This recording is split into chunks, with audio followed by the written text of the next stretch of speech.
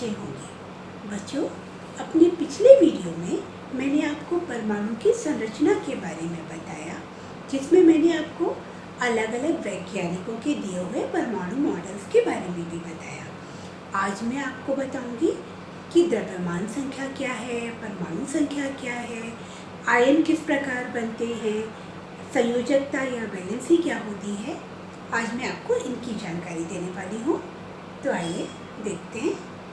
काफ़ी वर्षों तक परमाणु के सिर्फ दो ही मूल कण इलेक्ट्रॉन व प्रोटॉन ज्ञात थे। सन 1932 में जेम्स चैडविक ने एक नए कण की खोज की जिसे न्यूट्रॉन नाम दिया। न्यूट्रॉन का द्रव्यमान प्रोटॉन के द्रव्यमान के लगभग बराबर होता है, पर उस पर कोई आवेश नहीं होता। यह उदासीन कण कहलाता है। नाभिक जिसमें प्रोटॉन और न्यूट्रॉन रहते हैं में परमाणु का सारा द्रव्यमान उपस्थित होता है। क्योंकि इलेक्ट्रॉन का द्रव्यमान बहुत ज़्यादा कम होता है, अतः इसे नगण्य या नेग्लिजिबल मानते हैं। परमाणु संख्या या परमाणु क्रमांक, एटॉमिक नंबर, किसी तत्व के परमाणु के नाभिक में पाए जाने वाले प्रोटॉनों की संख्या उस तत्व का परमाणु क्रमांक कहलाती है। इसे Z से रिप्रेजेंट करते हैं। जैसा आप देख पा रहे हैं, दिए गए परमाणु के नाभिक में प्रोटॉनों की संख्या 4 है। इसलिए इस परमाणु का परमाणु क्रमांक या परमाणु संख्या बराबर प्रोटॉनों की संख्या, और प्रोटॉनों की संख्या बराबर है 4 के। इसलिए परमाणु क्रमांक या परमाणु संख्या Z बराबर 4 हो। अब यहाँ ध्यान देने की बात यह है कि किसी भी तत्व के परमाणु में जितने प्रोटॉन होते हैं उतने ही इलेक्ट्रॉन भी होते हैं, इसीलिए परमाणु उदासीन होता है। तो इसलिए परमाणु क्रमांक Z बराबर प्रोटॉनों की संख्या और प्रोटॉनों की संख्या बराबर इलेक्ट्रॉनों की संख्या। द्रव्यमान संख्या, एटॉमिक मास, किसी तत्व के परमाणु के नाभिक में उपस्थित न्यूट्रॉन व प्रोटॉन की संख्या का योग द्रव्यमान संख्या या एटॉमिक मास कहलाता है, जिसे A से प्रदर्शित करते हैं। A इक्वल्स टू प्रोटॉनों की संख्या प्लस न्यूट्रॉनों की संख्या। किसी भी तत्व के परमाणु का परमाणु क्रमांक या परमाणु संख्या उसके नीचे की ओर सबस्क्रिप्ट में लिखी जाती है, जबकि द्रव्यमान संख्या एटॉमिक मास सुपरस्क्रिप्ट में लिखा जाता है, जैसे 11 Na23। इसमें 11 जो है वो सबस्क्रिप्ट में लिखा हुआ है, इसलिए ये एटॉमिक नंबर परमाणु क्रमांक को दर्शा रहा है, जबकि 23 सुपरस्क्रिप्ट में लिखा हुआ है जो द्रव्यमान संख्या दिखा रहा है। समस्थानिक। अब बात आती है समस्थानिक क्या है। किसी तत्व के वे परमाणु जिनकी परमाणु संख्या समान होती है परंतु द्रव्यमान संख्या अलग अलग होती है, समस्थानिक कहलाते हैं। जैसे हाइड्रोजन के 3 समस्थानिक क्रमशः 1H1 प्रोटियम, 1H2 ड्यूटेरियम और 1H3 ट्राइटियम हैं। इसमें तीनों का परमाणु क्रमांक क्रमशः 1, 1, 1 है, यानी एक सा है, जबकि तीनों का द्रव्यमान संख्या 1, 2, 3, 1, 2, 3 है, यानी अलग अलग है। तो ये आपस में समस्थानिक हैं। हम जानते हैं कि अगर हम द्रव्यमान संख्या में से परमाणु संख्या को घटाएंगे तो नंबर ऑफ न्यूट्रॉन्स यानी न्यूट्रॉनों की संख्या हमें प्राप्त हो जाएगी। जैसा हम जानते हैं कि परमाणु संख्या किसी भी परमाणु में पाए जाने वाले प्रोटॉनों की संख्या के बराबर होती है। तो प्रोटियम में नंबर ऑफ प्रोटॉन 1 है, नंबर ऑफ इलेक्ट्रॉन भी 1 होगा, क्योंकि जितने प्रोटॉन होते हैं उतने ही इलेक्ट्रॉन होते हैं। लेकिन प्रोटियम में नंबर ऑफ न्यूट्रॉनों की संख्या बराबर द्रव्यमान संख्या माइनस प्रोटॉनों की संख्या। द्रव्यमान संख्या यहाँ 1 है और परमाणु संख्या भी 1 है, तो 1 में से 1 माइनस किया तो 0 आया, यानी प्रोटियम में इलेक्ट्रॉन भी 1 है, प्रोटॉन भी 1 है, पर न्यूट्रॉन 0 है, एक भी न्यूट्रॉन नहीं होता। जबकि ड्यूटेरियम में 1 प्रोटॉन है, इसलिए इलेक्ट्रॉन भी 1 होगा। और नंबर ऑफ न्यूट्रॉनों की संख्या निकालने के लिए हम द्रव्यमान संख्या में से परमाणु संख्या को घटाएंगे। द्रव्यमान संख्या यहाँ पर 2 है, 2 में से परमाणु संख्या जो 1 है, 1 को घटाएंगे तो 2 में से 1 गया, 1 आया, यानी न्यूट्रॉनों की संख्या ड्यूटेरियम में 1 है। उसी तरह ट्राइटियम में प्रोटॉनों की संख्या 1 है, इसलिए इलेक्ट्रॉनों की संख्या भी 1 होगी। लेकिन यहाँ पर जो द्रव्यमान संख्या है वो 3 है, 3 में से हम 1 को घटाएंगे तो 2 आएगा, जो न्यूट्रॉनों की संख्या होगी। अब बात आती है आयन कैसे बनते हैं। हम जानते हैं कि परमाणु इलेक्ट्रॉन, प्रोटॉन और न्यूट्रॉन के मिलने से बनता है।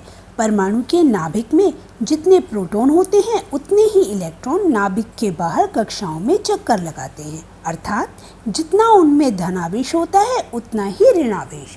इसीलिए परमाणु विद्युत उदासीन होता है। परंतु आयन का अर्थ है आवेशित परमाणु, चार्ज्ड एटम, यानी ऐसा परमाणु जिस पर या तो धनावेश हो या ऋणावेश। अब बात आती है कि यह धनावेश और ऋणावेश क्यों और कैसे आते हैं। जैसा हम जानते हैं कि इलेक्ट्रॉन परमाणु के चारों ओर क्रमशः K, L, M, N कक्षाओं में चक्कर लगाते हैं। K में 2 इलेक्ट्रॉन होते हैं और L में 8, M में 18 और N में 32 होती है। तो यदि किसी परमाणु में सिर्फ पहली कक्षा K है तो वह परमाणु चाहता है कि उसमें कम से कम 2 इलेक्ट्रॉन हो। लेकिन अगर किसी परमाणु की बाहरी कक्षा L, M, N है जिसमें क्रमशः 8, 18 और 32 इलेक्ट्रॉन होने चाहिए, तो अगर M और N में 18 और 32 इलेक्ट्रॉन ना भी हों, लेकिन कम से कम परमाणु ऐसा चाहता है बाहरी ऑर्बिट, बाहरी कक्षा में 8 इलेक्ट्रॉन हो, जिससे उसका अष्टक पूरा हो जाए। अष्टक को इंग्लिश में ऑक्टेट कहते हैं, यानी उसका ऑक्टेट पूरा हो जाए। अष्टक पूरा होने से उसमें स्थिरता आ जाती है और उसे किसी अन्य परमाणु से क्रिया करने की आवश्यकता नहीं पड़ती। जैसे हम सोडियम के परमाणु का उदाहरण लेते हैं, जिसका परमाणु क्रमांक 11 और द्रव्यमान संख्या 23 होता है। यानी सोडियम की परमाणु संरचना कुछ ऐसी होती है जिसके नाभिक में 11 प्रोटॉन और 12 न्यूट्रॉन होते हैं, जबकि 11 इलेक्ट्रॉन उसके चारों ओर क्रमशः K, L, M कक्षाओं में घूमते रहते हैं। K कक्षा में 2 इलेक्ट्रॉन रहते हैं, इसलिए 2 हैं। L में 8, बचा हुआ 1 इलेक्ट्रॉन M कक्षा में आएगा। अब सोडियम को अपना ऑक्टेट या अष्टक पूरा करने के लिए 7 और इलेक्ट्रॉनों की ज़रूरत है, लेकिन इसको 7 इलेक्ट्रॉन तो कोई भी नहीं देगा ना, तो बेहतर है कि ये अपना अगर 1 इलेक्ट्रॉन जो इसकी बाहरी कक्षा में है, अगर ये उसको किसी को दे दे तो इसकी आखिरी कक्षा कौन सी हो जाएगी, L, और उसमें 8 इलेक्ट्रॉन होंगे, तो यानी इसका ऑक्टेट कंप्लीट हो जाएगा। इस तरह से ये अपना 1 इलेक्ट्रॉन दे देता है जो बाहरी कक्षा में है, और इसमें सिर्फ 2 कक्षा K और L बचती है, जिसमें से बाहरी कक्षा अब L है जिसमें 8 इलेक्ट्रॉन, यानी इसका अष्टक पूरा हो गया। तो इस तरह इसमें प्रोटॉनों की संख्या तो 11 ही है, लेकिन इलेक्ट्रॉन अब कितने बचे, 10। तो पॉजिटिव चार्ज हो गया 11, लेकिन नेगेटिव चार्ज बचा 10, तो इसमें एक पॉजिटिव चार्ज बढ़ गया, एक धनावेश बढ़ गया। धनावेश बढ़ने के कारण वो धनावेश इसके ऊपर आ जाता है और सोडियम एक धनायन बनाता है, जिसे इंग्लिश में हम कैटायन कहते हैं। अब बात आती है क्लोरीन की। क्लोरीन के परमाणु में 18 न्यूट्रॉन, 17 प्रोटॉन और 17 इलेक्ट्रॉन होते हैं। अब क्लोरीन में ये 17 इलेक्ट्रॉन किस प्रकार से बटे रहते हैं, देखिए। पहली कक्षा K में अधिक से अधिक 2 इलेक्ट्रॉन रह सकते हैं, इसलिए उसमें 2। दूसरे L में 8, 2, 8, 10 हो गए। अब बचे 7 इलेक्ट्रॉन, तो वो M में आ गए। लेकिन अपना अष्टक पूरा करने के लिए क्लोरीन को 1 इलेक्ट्रॉन की ज़रूरत है, और 1 इलेक्ट्रॉन तो कोई भी दे देगा। जब कोई एटम इसको 1 इलेक्ट्रॉन दे देता है तो इसमें आखिरी कक्षा में 8 इलेक्ट्रॉन हो जाते हैं, यानी इसका अष्टक पूरा हो जाता है। इसके अंदर प्रोटॉन कितने हैं, 17। लेकिन अब 1 इलेक्ट्रॉन और आ जाने से इसके अंदर इलेक्ट्रॉनों की संख्या कितनी हो गई, 17 पहले से थे, एक और आ गया तो हो गए 18। यानी इलेक्ट्रॉनों की संख्या हो गई 18। एक इलेक्ट्रॉन ज़्यादा है, यानी एक ऋणावेश ज़्यादा हो गया, इसलिए क्लोरीन ने ऋण आयन बनाया, जिसको हम इंग्लिश में एनायन कहते हैं। अब संयोजकता, जिसको इंग्लिश में वैलेंसी कहते हैं। जैसा हम जानते हैं कि परमाणु आपस में मिलते हैं तो अणु बनाते हैं, तो इस प्रकार हम देखते हैं कि एक परमाणु दूसरे परमाणु से जुड़ने के लिए जितने इलेक्ट्रॉनों का आदान प्रदान करता है या जितने इलेक्ट्रॉन उनके संयोजन में हिस्सा लेते हैं, इलेक्ट्रॉनों की वह संख्या ही उनकी संयोजकता कहलाती है। जैसा अभी अभी आपने आयन में देखा कि सोडियम एक इलेक्ट्रॉन त्याग देता है और उस पर धन आवेश आ जाता है, और क्लोरीन एक इलेक्ट्रॉन ले लेता है और उस पर ऋण आवेश आ जाता है।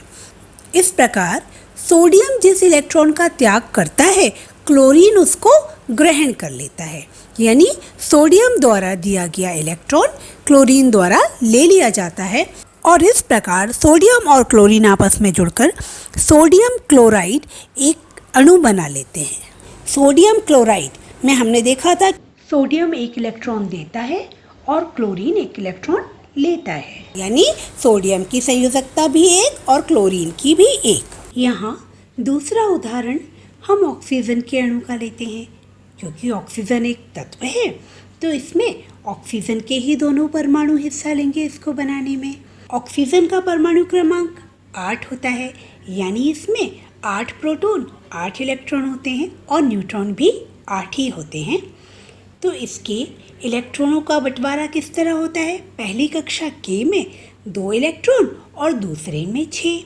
जैसा मैंने आपको बताया कि ऑक्सीजन के अणु बनने में ऑक्सीजन के ही दोनों परमाणु हिस्सा लेते हैं, यानी कि दूसरे परमाणु में भी पहली कक्षा में 2 और दूसरे में 6 ही इलेक्ट्रॉन होंगे।